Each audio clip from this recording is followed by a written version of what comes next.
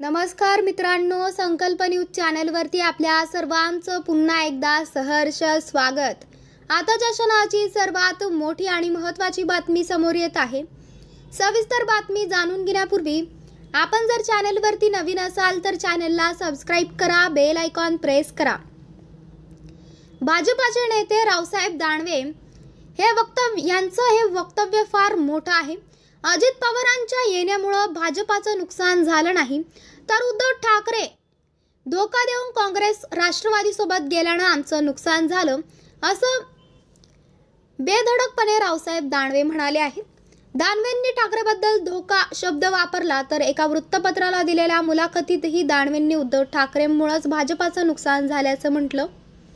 लोकसभा निवडणुकीत अजित पवार आमच्या सोबत येण्यापेक्षा उद्धव ठाकरे यांच्या जाण्याचा आम्हाला खूप फटका बसला। महाविकास आघाडीच्या प्रयोगानंतर महाराष्ट्रात थेट लोकसभेचीच सार्वत्रिक निवडणूक झाली, ज्यात महाराष्ट्रानं महाविकास आघाडीलाच पसंती दिली। उद्धव ठाकरेंच्या शिवसेनेपेक्षा काँग्रेस आणि शरद पवारांच्या राष्ट्रवादीचा अधिक फायदा झाला।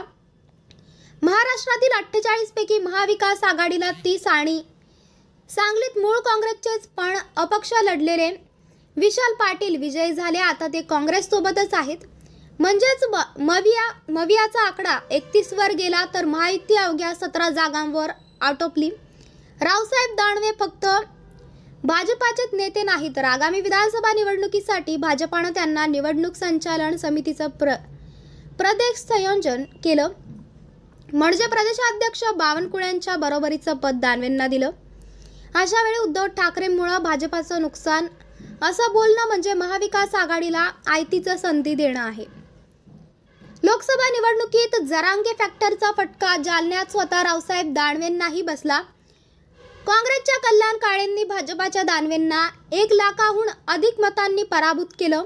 आता विधानसभेतही जरांगे फॅक्टरचा परिणाम दिसेल का, या प्रश्नावर दानवेंचं काय म्हणणं आहे तेही ऐका। विधानसभेच्या निवडणुका 2-2.5 महिन्यांवर आल्यात। सध्या जागा वाटपावरून महायुती आणि महाविकास आघाडीच्या जोर बैठका सुरू आहेत। त्यातच दानवेंनी ठाकरेमुळे भाजपाचं नुकसान म्हणणं म्हणजे महाविकास आघाडीला राजकीय मायलेज मिळवून देण्यासारखं आहे। तर मित्रांनो, आपल्याला काय वाटतंय? आपली प्रतिक्रिया आम्हाला कमेंट बॉक्सच्या माध्यमातून नक्कीच कळवा आणि चॅनलला आणखीनही सबस्क्राइब केलं नसेल तर चॅनलला सबस्क्राइब करा, बेल आयकॉन प्रेस करा, जेणेकरून असेच नवनवीन व्हिडिओ व चालू राजकीय घडामोडी सर्वप्रथम आपल्याला या चॅनलवरती बघायला मिळतील। भेटूयात पुढच्या व्हिडिओस, तोपर्यंत धन्यवाद। जय महाराष्ट्र।